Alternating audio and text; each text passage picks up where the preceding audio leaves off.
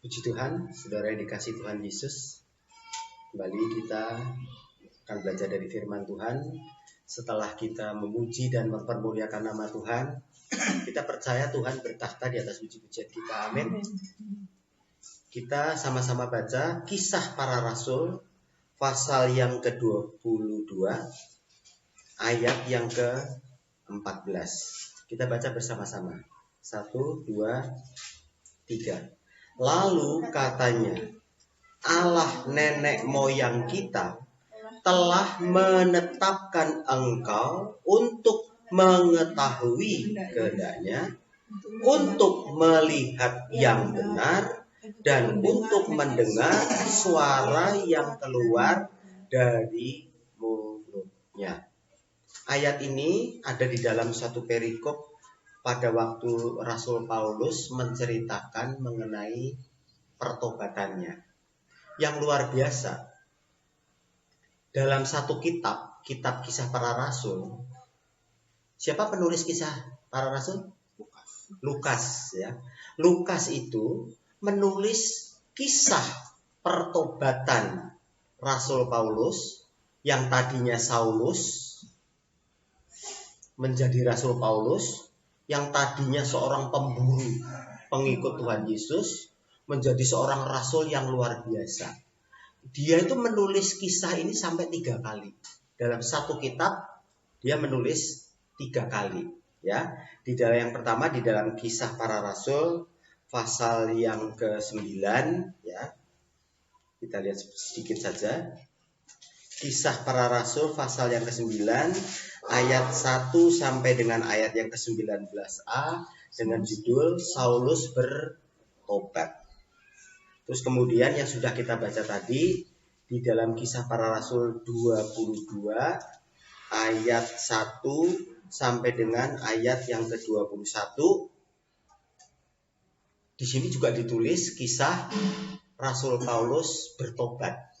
Kemudian satu lagi Kisah Para Rasul pasal yang ke-26 ayat 12 sampai 23 itu diceritakan juga hal yang sama. Paulus dalam perjalanan mengejar-ngejar orang percaya pada Tuhan, jalan Tuhan, masuk kota Damsyik, menjelang masuk mendapatkan sinar yang luar biasa sampai buat dia buta 3 hari 3 malam. Kemudian dia dipanggil Tuhan menjadi alat pilihannya. Jadi begini ya, semua manusia itu sudah jatuh dalam dosa. Tidak ada seorang pun yang selamat kalau tidak ditebus oleh Tuhan Yesus. Semua manusia telah kehilangan kemuliaan Tuhan, ya, tertulis dalam kitab Roma. Nah, kemudian satu hal yang puji Tuhan, ya, Tuhan Yesus itu sangat mengasihi semua manusia. Manusia yang jatuh dalam dosa itu Tuhan tidak ingin binasa. Makanya dia turun menjadi manusia, menebus dosa, kemudian mengutus Roh Kudus. Yang luar biasa itu ternyata Tuhan itu punya pola di dalam caranya dia menebus, ya. Waktu dulu Tuhan berbicara pada Adam dan Hawa di Taman Eden langsung. Setelah manusia jatuh dalam dosa, cuma Adam dan Hawa yang cerita sama anak-anak keturunannya. Ternyata banyak yang tidak percaya. Terus akhirnya muncul ada orang yang bisa mendengar suara Tuhan, tapi hanya untuk dirinya sendiri. Dan dia diangkat, tidak mengalami kematian. Henokh. Lama kemudian ada muncul Nuh, seorang yang berkenan. Semua manusia dihukum air bah. Nuh sama istri dan ketiga anak dan ketiga menantunya selamat. Terus lagi bertambah semua semakin jahat. Muncul Abraham. Kemudian muncul para nabi. Nabi disuruh menuliskan firman Tuhan. Sampai akhirnya Tuhan sendiri yang turun. Yesus itu adalah Tuhan, Sang Pencipta, pemilik alam semesta, turun ke dunia, jadi manusia. Firman-Nya jadi manusia. Kelihatan dalam wujudnya, tingkah lakunya. Perbuatan Yesus, pikiran Yesus, kata-kata Yesus, itu firman yang kelihatan. Kemudian setelah itu ditebus di kayu salib dosa-dosa manusia, yang percaya pasti selamat, dan kemudian diutus Roh Kudus untuk menolong kita. Nah, ternyata selalu ada peningkatan. Waktu Yesus turun jadi manusia, dia memilih 12 murid, betul ya? 12 murid itu luar biasa. Tadinya orang-orang yang tidak dianggap, kebanyakan nelayan, ada pemungut cukai dan sebagainya. Begitu mengikuti Yesus, akhirnya jadi orang yang luar biasa. Tapi heran, kenapa?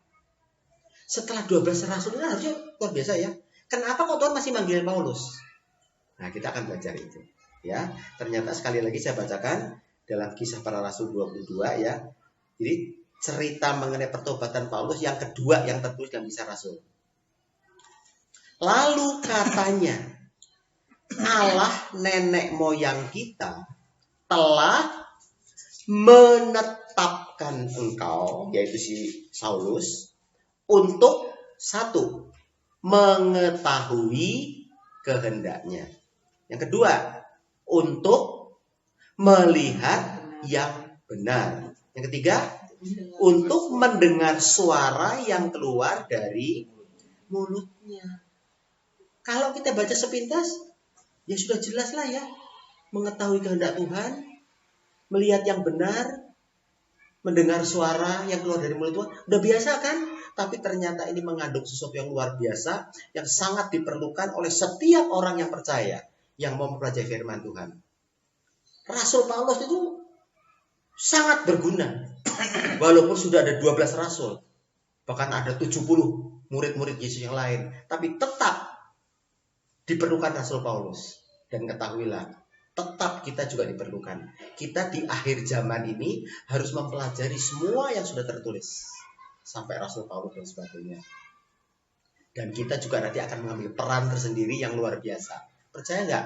Kalau kita punya peran di akhir zaman ini, untuk memenangkan banyak jiwa di seluruh dunia. Oke, untuk itu kita belajar dari Rasul Paulus.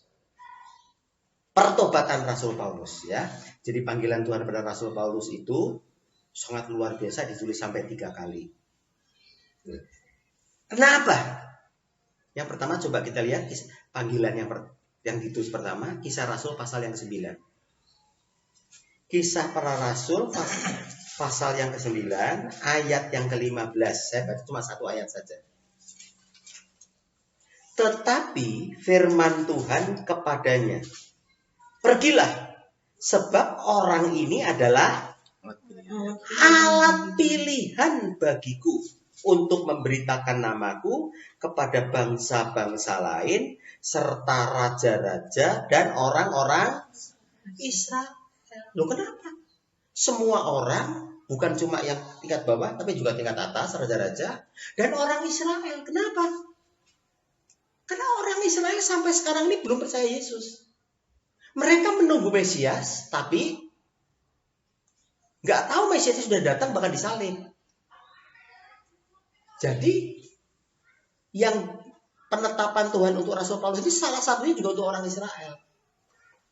Ya untuk semua ya. Jadi untuk pergilah, sebab orang ini adalah alat pilihan bagiku untuk memberitakan namaku kepada bangsa-bangsa lain, bukan cuma Yahudi saja, serta raja-raja, bukan cuma orang kecil saja, tapi juga orang-orang Israel. Yang kedua tadi sudah kita baca ini dalam Kisah Para Rasul 22 ya, yaitu bahwa Rasul Paulus itu ditetapkan untuk mengetahui kehendak Tuhan, untuk melihat yang benar, dan untuk mendengar suara yang keluar dari mulutnya, dari mulut Yesus. Yang ketiga, tulisan yang ketiga, Kisah Para Rasul yang ke-26 ya. Kisah Rasul pasal yang ke-26. Coba kita baca 2 ayat saja, ayat 17 dan 18. Kisah Para Rasul 26 ayat 17 dan 18. Aku akan mengasingkan engkau dari bangsa ini dan dari bangsa-bangsa lain, dan aku akan mengutus engkau kepada mereka. Aneh nggak? Paulus itu sebelum menginjil, Itu dia asingkan dulu. Karena apa? Dulu dia latar belakangnya dia kan seorang pemburu pengikut Tuhan. Begitu dia bertobat, sekarang menginjil demi Tuhan. Kan banyak orang nggak percaya. Dia diasingkan dulu, disendirikan dulu, dipersiapkan oleh Tuhan. Kemudian setelah disiapkan, baru disuruh. Jadi jangan saudara, jangan merasa kecil hati kalau katanya mau nginjil tapi ternyata diasingkan Tuhan. Nggak langsung populer, besar, wah hebat. Diasingkan dulu. Karena masa lalu kita. Terus ayat 18. Saya ulang dari ayat 17 saja. Aku akan mengasingkan engkau dari bangsa ini, bangsa Yahudi, dan dari bangsa lain. Dan aku akan mengutus engkau kepada mereka. Untuk apa? Untuk membuka mata mereka, supaya mereka berbalik dari kegelapan kepada terang dan dari kuasa iblis kepada Allah. Supaya mereka oleh iman mereka kepadaku memperoleh pengampunan dosa dan mendapat bagian dalam apa yang ditentukan untuk orang-orang yang dikuduskan, yang disendirikan. Jadi kalau Rasul Paulus saja mengalami persoalan yang berbeda dengan yang lain-lain, murid-murid yang sebelumnya, nabi-nabi yang sebelumnya, kita juga pasti lain. Kita juga pasti harus mengalami sesuatu karena kita bertugas di akhir zaman di mana semua kondisi sudah sangat berbeda. Oke, sekarang kita akan belajar apa yang Tuhan mau untuk selama Paulus diasingkan, disendirikan, diproses untuk siap menginjil dengan suatu pola yang baru, bukan pola yang lama.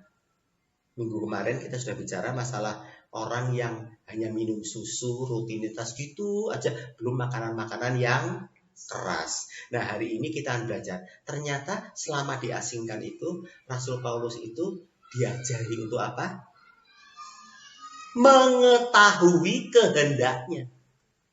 Yang kedua, melihat yang benar. Coba tolong diperhatikan di ayatnya. Itu tulisannya ada sesuatu yang Anda harus perhatikan. Kisah Rasul 22 tadi, coba perhatikan ya. Kita fokus ke ayat 14 dulu.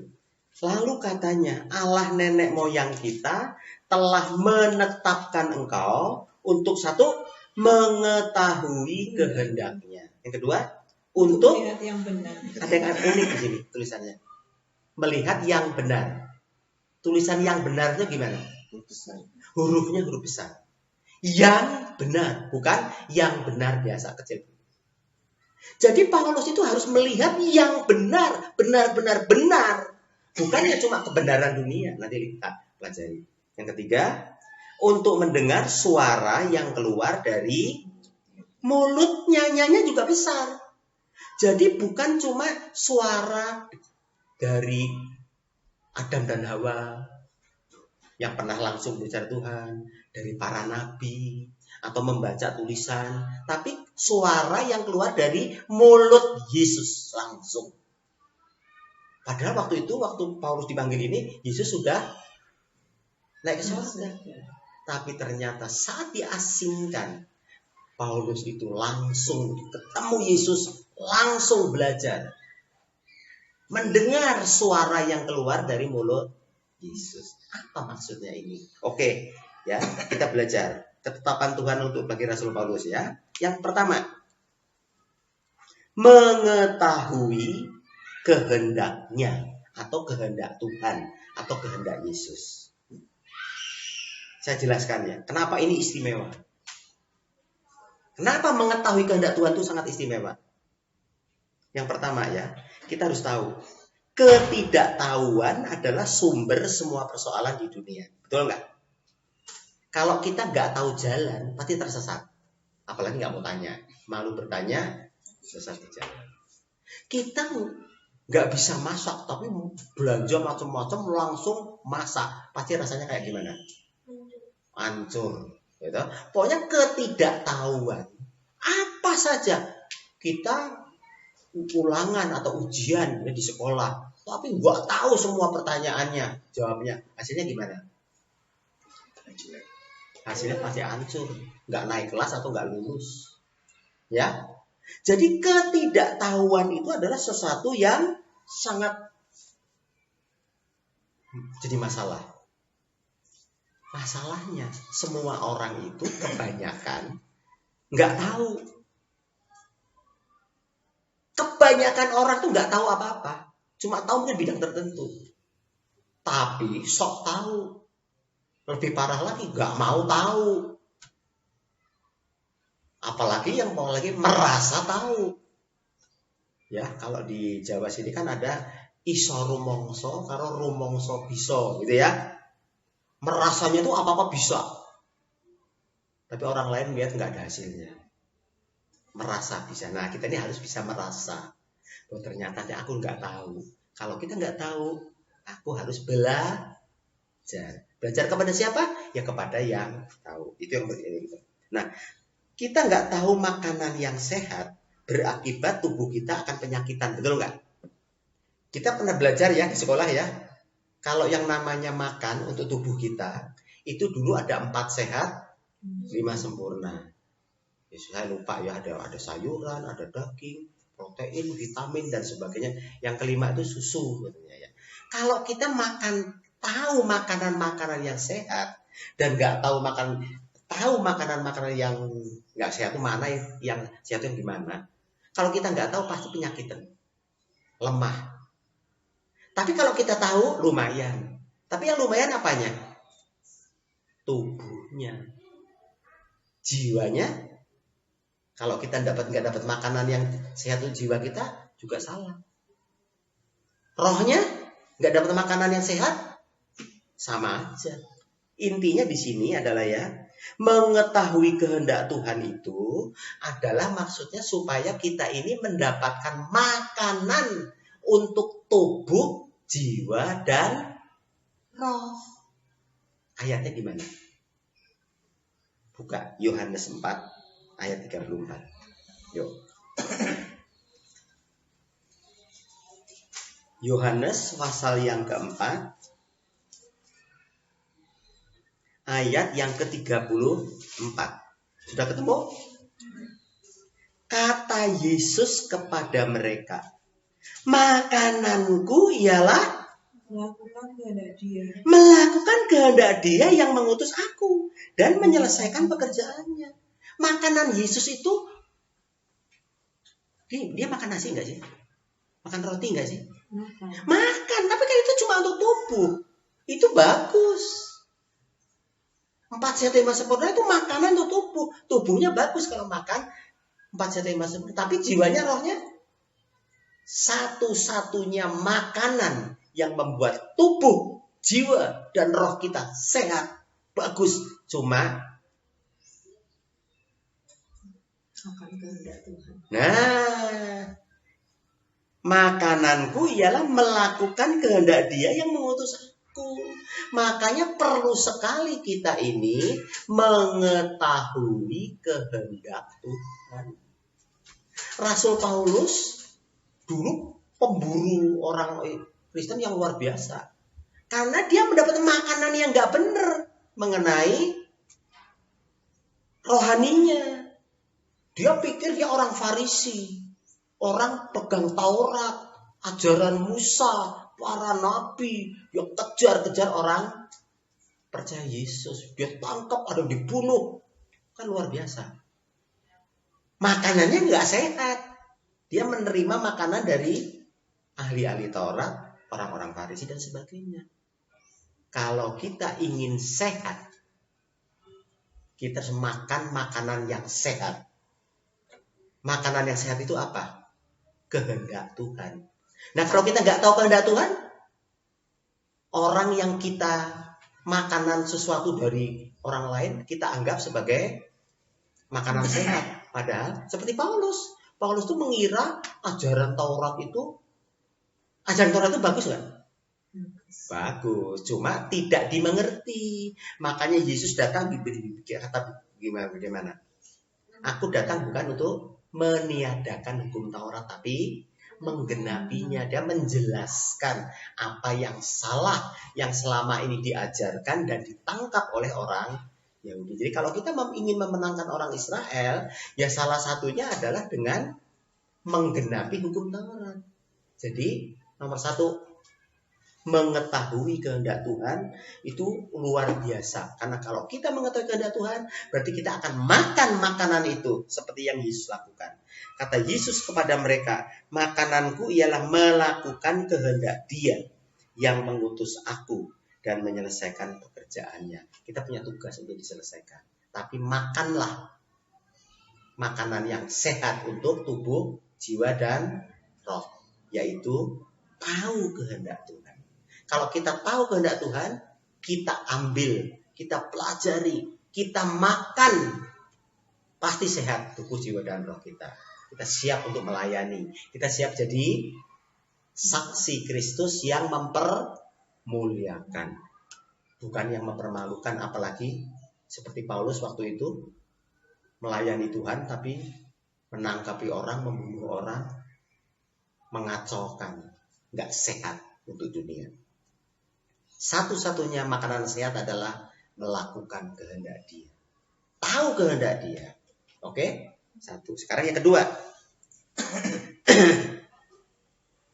Melihat yang benar. Perhatikan yang benar di sini ditulis dalam huruf besar. Berarti di sini maksudnya adalah bukan kebenaran-kebenaran menurut ukuran dunia. Di dunia ini ada berapa banyak kebenaran? Setiap orang merasa benar. Seperti yang sering kali saya sampaikan. 3 kali 4 berapa? Menurut matematik 12. Tapi kalau kita ke studio foto mau cetak pas foto, 3 kali 4 berapa? Berapa ribu kan gitu? Iya kan? Saya mau cetak pas foto 3 kali 4. Satu paket sekarang. Nah, satu paket 34 berapa. Harganya kan nggak 12 loh satunya. Nah, loh, itu benar nggak? Semua benar.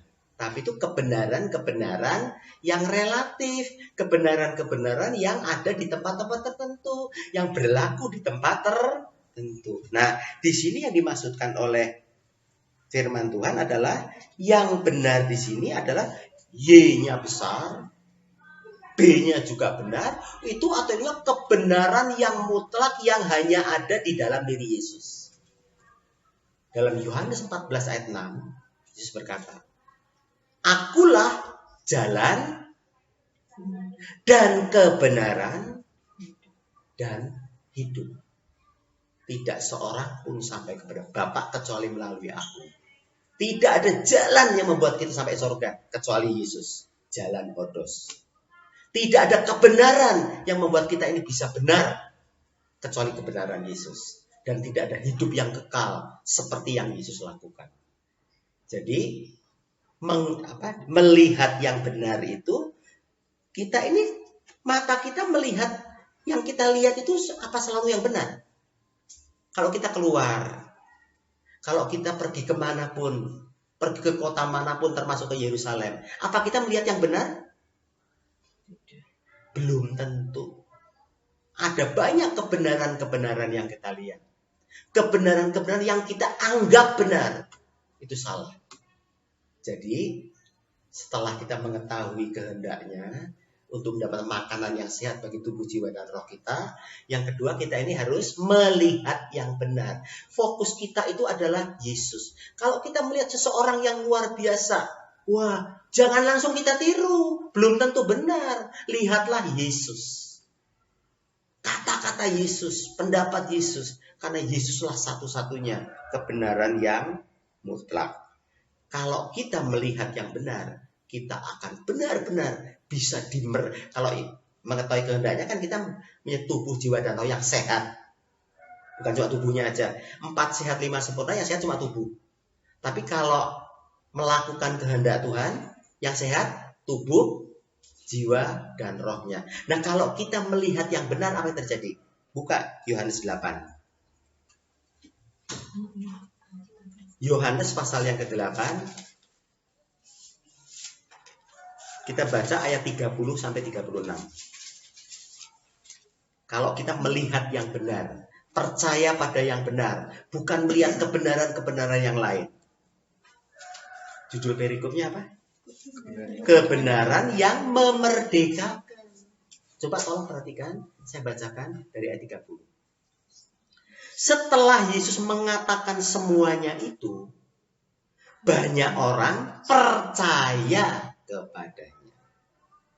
Maka katanya kepada orang Yahudi yang percaya kepadanya. Jadi kata-katanya hanya berlaku untuk yang melihat yang benar, yang percaya pada yang benar, bukan kepercayaan-percayaan dunia yang lain.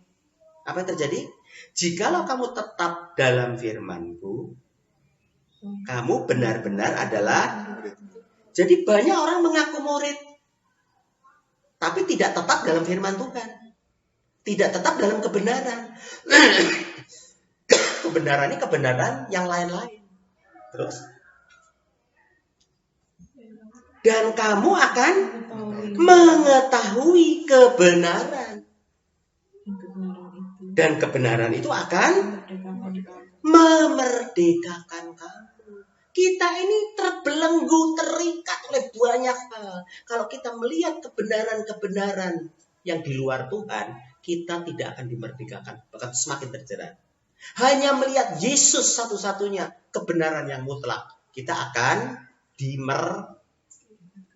ada nggak dalam kehidupan kita belenggu-belenggu, ikatan pemikiran yang salah, penyakit, dan sebagainya. Banyak sekali yang mengikat membelenggu kita. Dosa apalagi, kesalahan. Satu-satunya yang bisa memerdekakan hanya kebenaran. Makanya kita harus melihat yang benar. Ya, jadi saya lanjutkan. Nih, jawab mereka. Kami adalah keturunan Abraham dan tidak pernah menjadi hamba siapapun. Bagaimana kau dapat berkata kamu akan merdeka? Dia, orang ini merasa merdeka, merasa benar. Ada banyak orang merasa benar. Padahal yang dilihat, ya mungkin benar menurut kebenaran tertentu itu tadi. Kita harus melihat yang benar, karena yang benar itulah Yesus. Dan itulah yang akan memerdekakan kita. Terus, kata Yesus kepada mereka, aku berkata kepadamu, sesungguhnya setiap orang yang berbuat dosa adalah hamba dosa. Pernah berbuat dosa? Kita semua adalah orang berdosa. Berarti kita ini semua hamba dosa, terikat oleh dosa. Dan hamba tidak dapat tinggal dalam rumah, tetapi anak tetap tinggal dalam rumah. Jadi apabila anak itu, yaitu Yesus, memerdekakan kamu, kamu akan benar-benar merdeka. Jadi pentingnya melihat yang benar. Jadi kita boleh melihat apa saja, tapi jangan langsung dipercayai. Yang kita lihat, biarin aja deh. Ini benar. Kebenaran dunia banyak dan itu memang bagus, tetapi tidak bisa memerdekakan kita. Hanya melihat yang benar-benar kebenaran, yaitu Yesuslah satu-satunya buat kita akan merdeka. Sudah tubuh, jiwa, dan rohnya sehat, kita merdeka. Luar biasa nggak? Yang ketiga, mendengar suara yang keluar dari mulutnya. Nyanya ini besar. Mulut siapa? Mulut Yesus. Kita bisa mendengar suara Allah langsung? Kalau kita terus belajar, maka pasti bisa. Tapi faktanya kan, kita kalau dengar khotbah siapa? Ya hamba Tuhan, ya pendeta. Agama lain juga dari mulut para tokoh-tokohnya. Dalam Matius 4 ayat 4, jelas sekali ya, manusia hidup bukan dari roti saja, tetapi dari setiap firman yang keluar dari mulut Allah. Jadi pentingnya firman yang keluar dari mulut Allah. Masalahnya, firman yang keluar dari mulut Allah itu yang bisa mendengar cuma Adam dan Hawa dulu dengar langsung. Sekarang udah nggak di sini. Nabi-nabi nggak di sini, tinggal tulisan. Kemudian pelajaran-pelajaran kitab itu disampaikan oleh hamba-hamba Tuhan yang luar biasa. Bukan keluar dari Tuhan, tapi keluar dari pendeta. Pasti ada salahnya. Saya juga banyak salah. Tapi kita fokus belajar mendengar suara yang keluar dari mulutnya. Nah, kita pelajari. Saya sedang menuliskan kata-kata Yesus langsung. Nanti saya rangkai ya. Untuk apa? Supaya kita bisa paling tidak tulisannya nanti diucapkan tapi persis, jangan ditafsirkan ya. Jadi suatu fakta suara yang kita dengar adalah suara manusia, termasuk suara pendeta, suara orang berkuasa, suara orang pandai, orang bijaksana. Ujilah segala sesuatu. Bukan berarti nggak boleh dengar suara khotbah pendeta, nggak boleh mendengar suara orang-orang pintar, orang-orang bijak yang mengajarkan hal mengenai hal yang bagus, mengenai integritas, mengenai ini, itu semua bagus. Tetapi itu tetap bukan dari mulut Yesus. Kita uji segala satu. 1 Yohanes 4 ayat 1 sampai 6. 1 sampai 6 kita baca sebagai ayat terakhir. 1 Yohanes 4. Di surat Yohanes ya, bukan Injil Yohanes. 1 Yohanes pasal 4 ayat 1 sampai ayat 6. Ada roh Allah, juga ada roh antikristus. Itu harus kita waspadai. Saudara-saudaraku yang kekasih, janganlah percaya akan setiap roh, tetapi ujilah roh-roh itu, apakah mereka berasal dari Allah. Sebab banyak nabi-nabi palsu yang telah muncul dan pergi ke seluruh dunia. Demikianlah kita mengenal roh Allah. Setiap roh yang mengaku bahwa Yesus Kristus telah datang sebagai manusia berasal dari Allah. Ini penting sekali. Banyak orang percaya Yesus tapi nggak percaya pada manusianya Yesus. Suara yang keluar dari mulutnya. Dan setiap roh yang tidak mengaku Yesus tidak berasal dari Allah. Roh itu adalah roh antikristus. Dan tentang dia telah kamu dengar bahwa ia akan datang dan sekarang ini ia sudah ada di dalam dunia. Kamu berasal dari Allah, anak-anakku, dan kamu telah mengalahkan nabi-nabi palsu itu. Sebab roh yang ada di dalam kamu lebih besar daripada roh yang ada di dalam. Gak usah takut, seperti apapun. Asalkan kita fokus kepada Yesus yang benar. Allah yang jadi manusia itu. Kita gak usah takut. Karena Roh Kudus yang diberikan pada kita secara tak terbatas untuk mengatasi keterbatasan kita itu lebih besar dari semua roh yang ada di dalam dunia ini ya. Mereka berasal dari dunia, sebab itu mereka berbicara tentang hal-hal duniawi dan dunia mendengarkan yang banyak didengar suara-suara seperti itu. Kami berasal dari Allah. Barang siapa mengenal Allah, ia mendengar kami. Barang siapa tidak berasal dari Allah, ia tidak mendengarkan kami. Itulah tandanya roh kebenaran dan roh yang menyesatkan. Jadi, ayo kita mengetahui kehendaknya supaya tubuh jiwa dan roh kita sehat. Ayo kita melihat yang benar supaya apa? Kita dimerdekakan dari semua belenggu-belenggu ikatan dosa kita. Dan yang ketiga, mendengar suara yang keluar dari mulut Yesus. Memang yang kita baca ada tulisan ini, tapi kalau kita baca tulisan Yesus, ingat ya, di dalam Alkitab ini juga ada suara iblis loh. Ada kata-kata iblis loh. Ada kata-kata nabi loh. Ada kata-kata benar dan tidak benar. Tapi kata-kata Yesus yang paling luar biasa. Makanya harus kita pegang ya. Jadi Rasul Paulus telah ditetapkan itu semuanya itu. Mari kita pelajari dengan tuntunan Roh Kudus. Kemudian kita jadi pelaku-pelaku firman. Kita akan jadi orang-orang berguna di akhir daripada akhir zaman ini. Tuhan Yesus memberkati. Yuk kita masuk di dalam doa. Bapak di sorga, terima kasih kalau kami boleh beribadah. Kami boleh memuji dan mempermuliakan nama-Mu. Kami percaya Engkau bertahta di atas pujian kami. Engkau mengasihi kami. Dan Engkau juga berfirman. Menyampaikan firman-Mu. Lewat hamba-hamba-Mu. Siapapun dia. Yang disampaikan adalah firman-Mu. Firman yang tertulis. Namun Tuhan, saat ini kami ingin berpegang kepada kebenaran firman-Mu. Kami ingin mengetahui kehendak-Mu. Supaya tubuh, jiwa, dan roh kami sehat. Kami ingin melihat yang benar. Benar. Yaitu hanya Yesus saja. Bukan yang lain. Kami akan melihat yang lain Tuhan. tapi hanya untuk kami pelajari, hanya untuk kami bandingkan. Tetapi kebenaran yang sempurna hanyalah Engkau. Engkaulah satu-satunya jalan, kebenaran, dan hidup. Dan Engkaulah satu-satunya yang bisa memerdekakan kami dari semua ikatan belenggu dosa dan berbagai macam hal yang mengikat kami. Dan kemudian Tuhan, kami juga ingin mendengar suara-Mu yang keluar dari mulut-Mu. Walaupun yang kami lihat ada yang tertulis, tetapi kami mau mengujinya. Kami mau mengikuti tuntunan Roh Kudus. Dan kami percaya saat kami berusaha, roh yang ada pada kami lebih besar daripada semua roh yang ada dalam dunia.